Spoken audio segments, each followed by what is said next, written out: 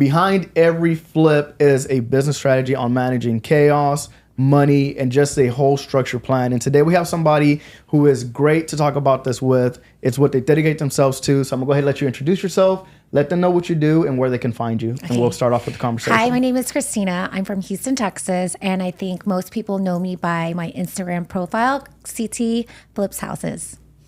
Okay. And then we're gonna let everybody else introduce themselves as well.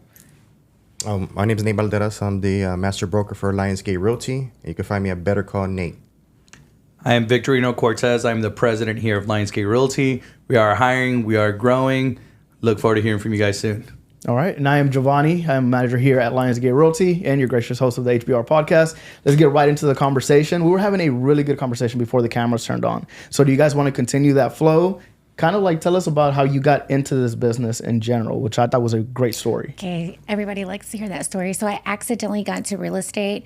Somebody reached out to me on Instagram. I was doing Airbnbs and I had gotten to a car accident that I got into a lawsuit. It was a insurance fraud.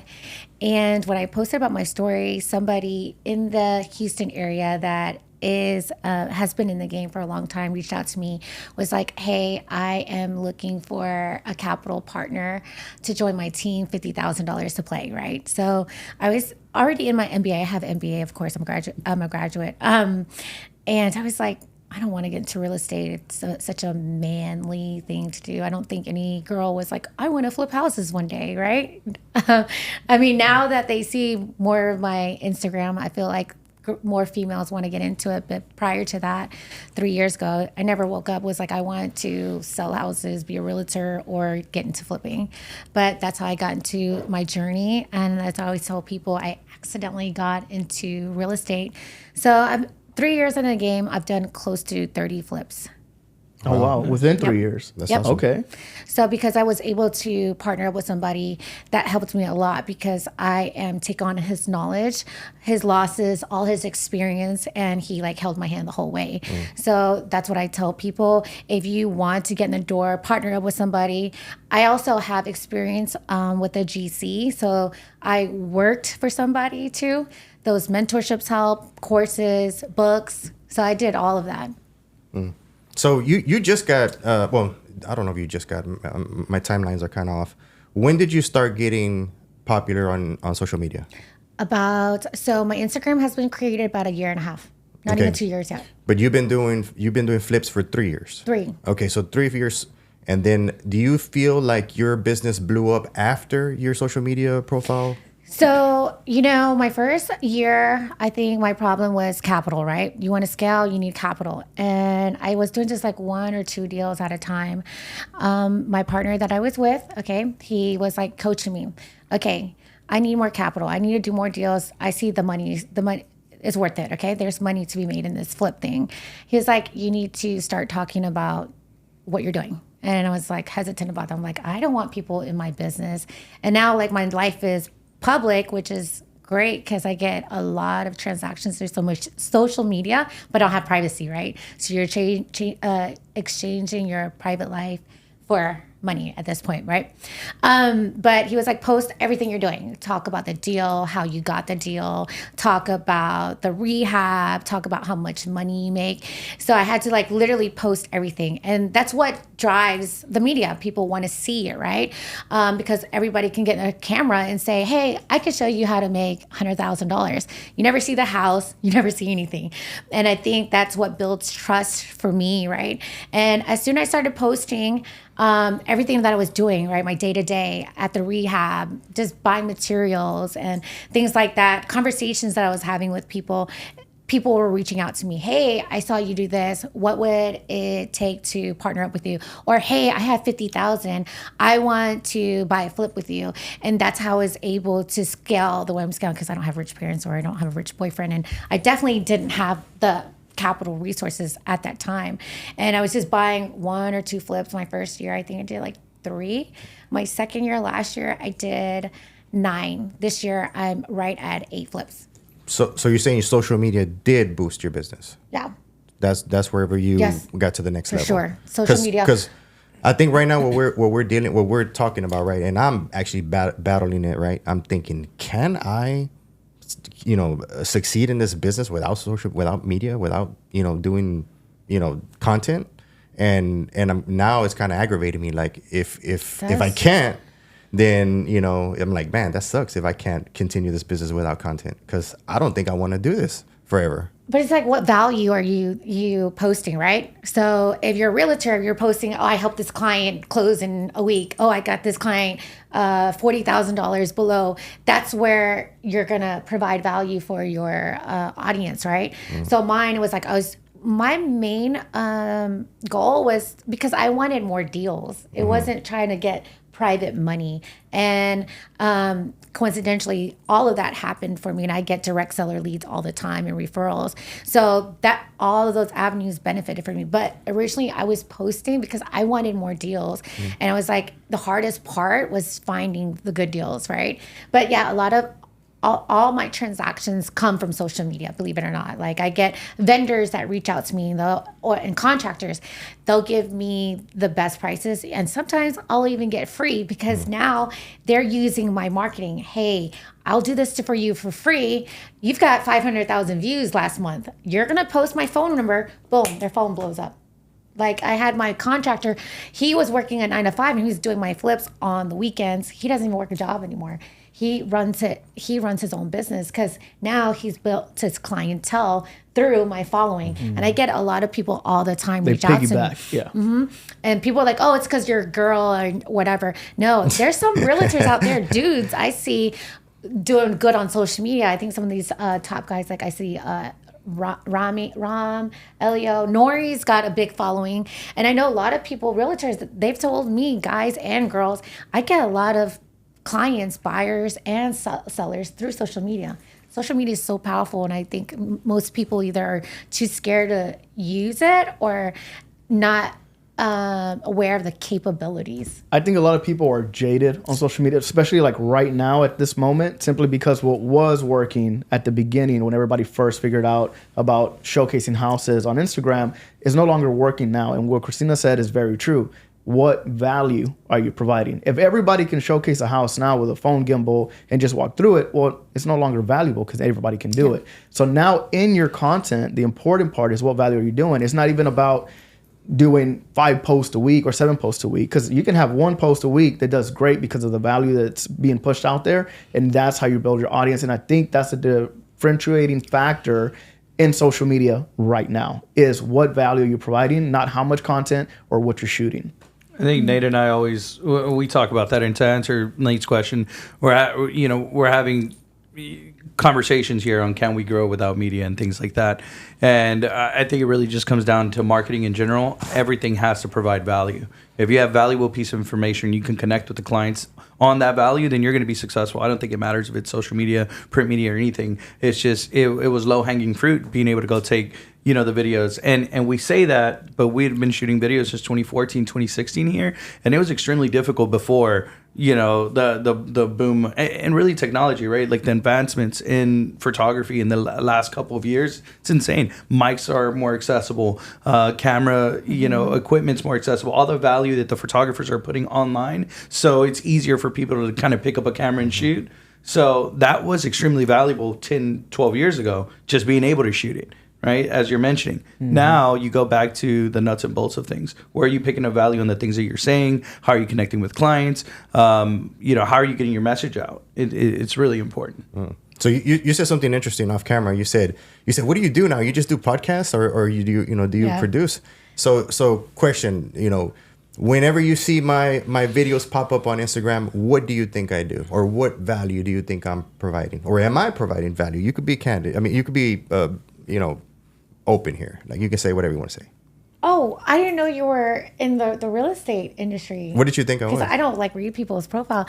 I would see your podcast. I was like, okay, what does he do? Is he like a, you see all these guys are like coaches or mental coaches, and they're selling their join me, and then you $10K, and I'm gonna change your mindset coach. That's what I thought. And then later on, I think I saw you put a couple things on your story, like Lionsgate, or a couple people tagged you. I was like, oh, he's in real estate. But yeah, just off by you talking about podcasts, I thought you were like the rest of these guys on Instagram, like, join my class for $10K and I'm your mindset coach and you're going to make $100,000. Yeah. Well, we are going to release a class right now. Are? Yeah, for 10,000 and you'll be coming alpha tomorrow. That's our by tomorrow. We're going to get some guaranteed. We're going to get ayahuasca and then we're going to make you a top producer. But no, master producer. So actually, you know, a lot of people, I make a lot of people upset, right, on Instagram. Not no more. A lot of people, I've met a lot of people, and they're like, oh no, you know, upset Nate, about what? Some of the stuff you say. I love the stuff you say. It's wrong. And that's the thing. Some of the stuff that I say, you know, upsets people, and so now that people have gotten to know me or they see me, they see that, you know, I'm not this big jerk, but I am providing value. I'm providing a service.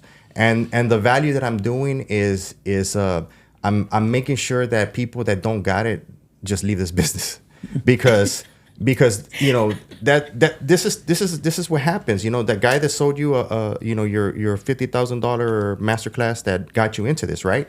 Well, you succeeded in doing it, right? You're doing what he showed you. But that's not what happens in this industry. Somebody sells their master class to somebody, and you know what that person does? He tries to record it or copy it and sell it to somebody else. And then it just becomes a watered down version of a watered down version of a watered down version. And that just happens in all aspects, not just in flipping. It happens in real estate. It happens, you know, with realtors. It happens with loan officers. It happens with everybody, even with title companies now, surprisingly. You know, you have the trashiest freaking title companies out there now, which title companies, when I got into this business, were almost like a bank. You know, they were respectable people, you know? Yeah. And so everything has just got, I mean, now, and this kind of creeps me out, you know? I see attorneys doing it, and I'm like, well, all right, you know, this is getting cringy. Yeah, I would not hire an attorney that's on Instagram. I'm sorry. My life Nate depends on changed his showing. He said, if you're an attorney on social media, I don't want to use you. I do not want to use you. I told my attorney, I said, you get on social media, bro, you're fired. So you can talk about my case on social media? No, I don't want anybody to know about that. No, but that pendulum is swinging. And like I'm saying, I don't think there's anything wrong with any profession being on social media, but it does matter what you're saying and what your value is. Going back to what you were saying right now about the way that our industry is now just like, as much as I hate to say it, right, it's like just a bunch of bottle girls within the industry or a bunch of people with like felony backgrounds from years ago. It used to be like that all the time. Best salespeople. Right? It used to be like that all the time, but it didn't look that way. Now, a lot of these people are just pushing that aspect of it, and it's like, it's making us look bad. Why are we in lawsuits now and everything? There's nothing wrong with what kind of background you come from, but once you're here and you're a professional, be the professional. Yeah. Don't bring what you used to do to this industry, because, I mean, there's a reason why you got out of that. I agree. True. I used to be a bottle girl. Yeah, there's nothing wrong with bottle girls. I love bottle girls. Ain't nothing wrong with it. I used to be a criminal. That too. I'm no longer that. I used to be an alcoholic. Yeah. I have been managing salespeople since 1998, and the best salespeople are ex-criminals. I agree with that. Yeah. The same. I think, you know, a lot of, they always, there's a saying that says there's a fine line between, you know, like success and crime. And I think that there's just a hustle aspect of it that a lot of these criminals have gotten charged with, you know, a lot of things are because they were doing the absolute, you know, best that they could to provide for their family. Right. Now, you know, I have a certain criminal in my life that I know does bad things only for himself. And those criminals can go to jail. Yeah. Like, you're selfish, you're thinking about yourself, and you don't care about anybody else, and you're a menace to society, then yeah, go to jail. So but you're saying you're praising drug dealers? I'm absolutely praising the drug dealers. Do what you can. Get it. Get it how you can and don't get caught, baby. Let's go. But I think one of the main factors, which is something we talked about in a previous podcast, is that whenever you do have a criminal background and you're trying to change your life for better, sometimes sales, the reason why they do so good in sales is because they don't have another option. True. In order to make money. So they come here and they're like, you know what? Talking about what we talked about last time is not having a plan B. Like, I'm going to make it work here. And for people who have a criminal background, sometimes they have no other option besides sales. And that's why they're so good at it, because this is how they're going to make it. This is how they're going to provide for their family. They want to change their life. So they come here and they're going to dominate. Yeah. And we've seen that happen time and time again.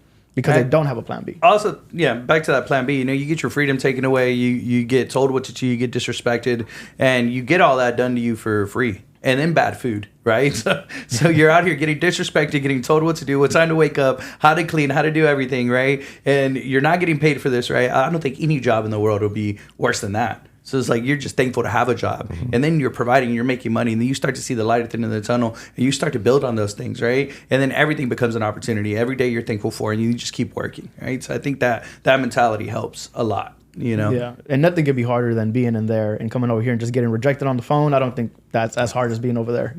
I think that for many years, right, everybody was pushed, to be, high self-esteem, be an entrepreneur, be your own boss, be your own everything. And what I found out, right, was that owning your own company is a big responsibility.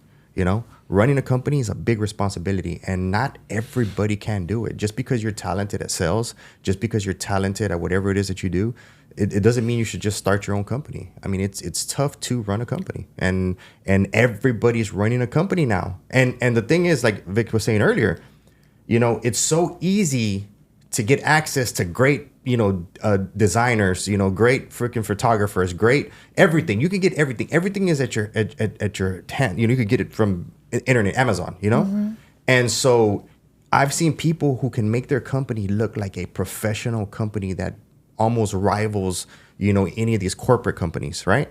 But if you see the structure, if you understand business and you see the way they're set up, they're bootleg. They're just it's scary. And they get a lot of clients. There's a lot of fakes. A lot of fakes. So I'm just learning that. I just got into this. So I'm seeing things and I'm like, all these people that are doing deals aren't really doing deals. No, they're not. Yeah. They're not. Yeah. And all these people that say they got money don't have money. Like who? I started going to and then I think you did one podcast where you're like, yeah, these real estate network events, blah, blah, blah. It's just a bunch of bandwagoners. And I'm like, yeah, I'm starting to figure that out too. Yeah. And I was going to them at the beginning because they're like, okay, you need to, if you want more deals, you need to connect with the right people and blah, blah, blah. And I have made some transactions through these network events, but I've noticed it's a bunch of people trying to drink for free and hang out and freaking fuck around, honestly. When I got into real estate, I went through my churn and burn, era where I was just finding people and slamming them on houses and getting my commissions and running, and at that time I remember, thinking, this is too easy and this can't be forever. So I didn't do what everybody else did. Everybody bought the BMWs, everybody bought the 7 Series, everybody bought, multiple homes and went to live in and went on vacation. I mean, it was free money back then. It was a lot of money. So what did you do with your money if you didn't buy the cars? So what I did was I went the hard way, right? I invested. I tried to pay down my house. I invested in other properties. I invested in, I just kept on investing in my company, invested in myself. And so when the market crashed, right? 2007, 2006, honestly, but 2007, it was like just bad. Everybody was losing their house. Everybody was losing their cars. Everybody was losing everything. And I was picking up homes. I was buying homes at that time and started new ventures. And so the thing is that my lifestyle was very low key, right? I guess my point is that I grew into my lifestyle. And the reason that I grew into my lifestyle slowly is because I wanted to stay there. I didn't want to just scale all the way up and then fall, and that's what you're seeing right now. You're seeing realtors, they have to repo their cars, they're selling their houses, they're doing everything to survive right now. I think that's what gets sucked in, right? The media and society, because I got into that too, started making money. It's year 2, closing checks, and it's like, okay, now you need to get that I got $100,000 freaking Porsche, and when I bought it, I was like, I don't know how I feel about this because I've never bought something so expensive. My car was paid off, but that's just what society manipulates to think that you have to have all this nice shit. And it was like, well, you're closing deals, you need to buy an expensive car, you can't ride a cheap car. And I remember when I do some seller appointments, the guy was like, you're an investor, why are you driving I had a Nissan Sentra, it was a work car, right? And then that's what society manipulates you to thinking that you have to have the bags, the shoes, the watch, the cars to like blend in. But had I done it differently, I think like I would invest everything because I'd probably be scaling even harder, right? I went through that phase when I closed my first couple of deals, 100,000 here and there, and I went on a good run. I was like shopping, let's go out, pop bottles, you pay for everybody. And I'm like, now it's like you want to make money and just enjoy your peace, spend time with your family, and that's it to me. I think my flex is that ever since I got into real estate, every home that I've purchased, that I've lived in, and investment, I've never sold it. I still have all of them, and I'm about to make a push to. Right now is the time to make a push to buy some more. Yeah, and I'm gonna buy some more, and that's my investment or my legacy that I'm gonna leave behind is all my properties, and they help me with my income. To double down on what Christina was saying is that I think it's very important for you to surround yourself with the people with the same mentality, not only just people that are making money, because there's some people who are making a lot of money and they're spending it just as fast as it comes in. Yeah. But if you want to be somebody who's going to scale your business or scale your investment portfolio, you need to be around other people. It doesn't matter if they have a brand new car, if they have a freaking huge portfolio, right? If they can do whatever they want to with their lifestyle. So it's very important to get guidance and also mentorship from the people that you want to be like, not what everybody's telling you should do, but you're like, you know what? I want to be like this person. I want to have a big portfolio, have a good family, or whatever it may be, whatever you're looking towards, and surround yourself within that circle. And that's something that we try to do in-house here, not only for our realtors, but our partners who are in the office with us, like our lenders. We look for specific people to work with us, and we're happy to grow along with you as well. Yeah, but that's when I noticed too, the people that are really doing a lot of deals and a lot of doors, you would never even, they're not even really flashy most times. Like, that's why I was like, Nate, I didn't even know you own your own brokerage. He's like, yeah, girl. And I just see his podcast and that's it, right? I'm like, you're never posting any deals. And he's like, I don't have to. I have a 2013 Cadillac ATS. Oh, wow. Are you saying that Nate is not flashy? This is what I think, because he's the most flashy person. I'm not flashy. I would like to stop, but he's not posting deals. Like, how much he's making, All right, look, hold on. He's not driving his Jordan. Because of Rolex, I have no watch. Oh, you have nice stuff. I don't have a watch. Nice stuff. Giovanni even has a nice watch. I'm just here being humble and. I guarantee you don't have his watch on because you forgot to put it on today. He was rushing out the door. He's probably on his office desk. Not true. But real quick. I mean, Nate has a pimp cane literally right behind him. Right? Hey, that was a gift. That's a gift. So real quick, you said something interesting, and actually, it's something that kind of bothers me, right? And he said, "I am flashy." And no, I'm not flashy at all. No. He said, "Hold on, can't tell this is a $5,000 suit." No. So I think he's very well dressed. I would dress well, yes, but not flashy. Not flashy. Yeah, It's everything is good on a light skinned Mexican, right? So the thing is this. You light said activities right now. You said that you use any realtor that will help you out, or any realtor not any. Well, you have multiple realtors, right? Yes, I give everybody an and you opportunity. went away from the whole using one real estate agent. I used to have one guy, my favorite guy, and to me, I felt like if I give more people opportunities, then they'll bring me deals, right? And two, it's my marketing. They'll be like, okay, I've done a deal with her. Okay, she's doing deals. She'll, they'll talk in the industry. So that's why. And certain realtors have a different purpose. Like I got one guy, he's experienced in leases, right? One of my Asian guy, I'm not going to use him for my other property. It's a Latino community, right? Well, that's exactly what I was going to tell you. Like, this is what people don't understand. Realtors, whenever you use multiple realtors, or if you're going to use multiple realtors, that has to be done more in the sense, it's almost like attorneys, right? Like, I have my attorney who's going to review my contracts. I have my attorney that's going to go to, his litigation attorney. I have an attorney that's going to just paper pushing guy, So in my opinion, realtors are like that. You need to find the realtor that helps you out for that, right? The only difference is that with realtors, right, you can find one realtor that can do multiple, But what I advise is find a broker, okay? Find a broker to align yourself with, and not a broker that works for a franchise, not a broker that's out there trying to hustle his own, trying to make money for himself. A broker that can assign you. Say you come to him, you say, hey, you know what? I really need this done. You know what, Christina? I have Flor. Flor is great with land. And I'm gonna put you with Flor. Hey, you know what? I gotta do is leases. Hey, you need leases? Okay, look, I'm gonna put you with Jerry. Jerry's really good. He's really knowledgeable. You know, a broker that has all the people. And you keep that broker, you keep the relationship with that broker because the broker gives you all his realtors at his disposal, and the broker will always know what you're doing. You see, you don't have to explain yourself every time. See, what happens with real estate agents is that they kind of lose their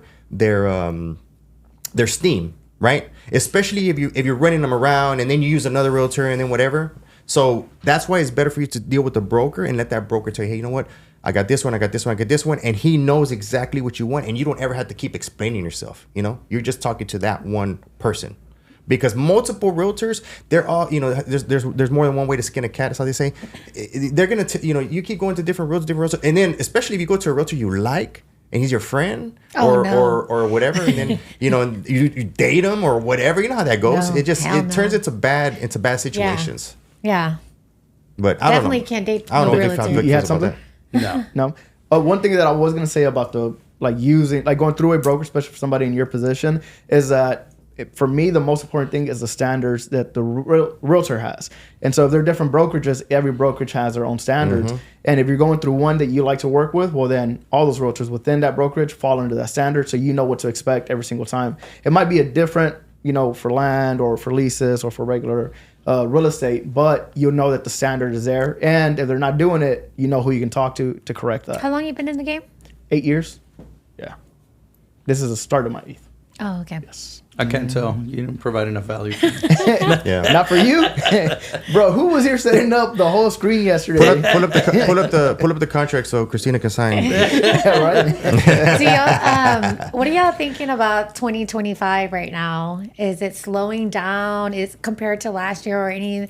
How is it 2025 for y'all right now? Is it I shifting? just had this conversation with my team this morning, and I was telling them that surprisingly, I am starting to get a lot of listings right now out of nowhere. So? Just people that had like kind of ghosted me throughout the year, and I'll follow up with them on Instagram. You know, shoot them messages here and there. Like, you know, use our company strategy for that. And I'm just starting to get hit out of nowhere. That last week and this week. Hey, I think it's time for me to put my house up for sale. I'm looking at this one. I had somebody tell me, hey, I want to buy this one, and I need to rent this one out. I already know what I want to make an offer on. Send me to your lender. So I sent them straight to Stephanie this morning. I think Q4 is going to be super busy for specifically my side of town. And I think next year it's just going to roll over. What side of town are you? East side. East side? Baytown, Dayton, Liberty. Well, Florida's in Liberty. But Why yeah, do you say we're on that? that side. It's everybody over there seems to be on hold for like the first 3 quarters of the year. I don't know what everybody had like pent up. Everyone's always scared to make the Baytown? first move, right? Everyone's always scared to make the first move, and I think it just takes one domino to fall over there. As people start moving, everyone's going to move. You know, that we noticed that during COVID, during the pandemic, everyone was really scared. They didn't want to buy, and then all of a sudden they bought. They started selling a lot.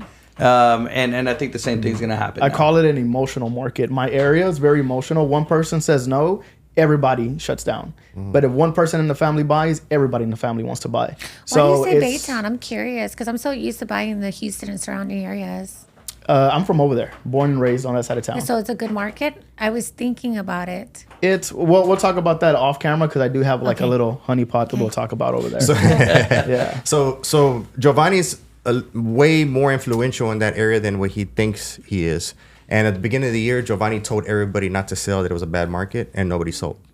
So now, I did not tell now them. he's starting to understand that it's not a bad market. So he's starting to talk to people, and now they're starting to move again because Giovanni's pushing. Nah, it now. what I really started to do was, hey, your cousin hit me up about buying a house, and they didn't. Now everybody was buying.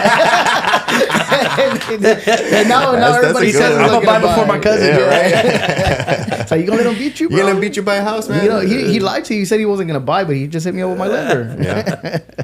It's awesome. Yeah. All right, guys. Well, I think we're gonna go ahead and close out here. Let you. Did you have more? No, you I wanted don't to talk have about? anything to Okay. say. We have another one too with Flor. So Oh, really? yeah, you do as well. Go ahead, let everybody know where they can find you, what you do, and that way they can find you there. Okay, my name is Christina Tran. I am a real estate investor and buyer. I buy property all over Houston. So if you have a referral, DM me or email me. My social media is Instagram, CT Flips Houses. I'm Victorino Cortez, the president here at Lionsgate Realty. We are hiring. I'll leave you with the message that every lion has a path to lead. We are looking to grow. Forge your own path. Your time is now. My name is Nathan Valderas. I am the master broker for Lionsgate Realty. And before we go, I have a funny story. Back in the days when I started hearing about trans people, I remember somebody told me, hey, he's trans. And I was thinking in my head, wait, hold on, he's Asian? I said, what does that mean? Like, what? I didn't know your last name was Trent. I just heard it right now. Okay. Because in the 80s, they didn't have that many Asians down here. No, they didn't. Yeah, no. But a lot of trends. No, the first time I heard Tran. Yeah. And the only Tran I had met was some guy I went to school with named Tran. And I'm like, okay. Okay, we're not going to let this conversation snowball. I am Giovanni Frank. I am a home sales manager, just in case you guys don't know what this podcast is about. I am a manager for home sales. You can find me on Instagram as Giovanni East HTX. And until next time.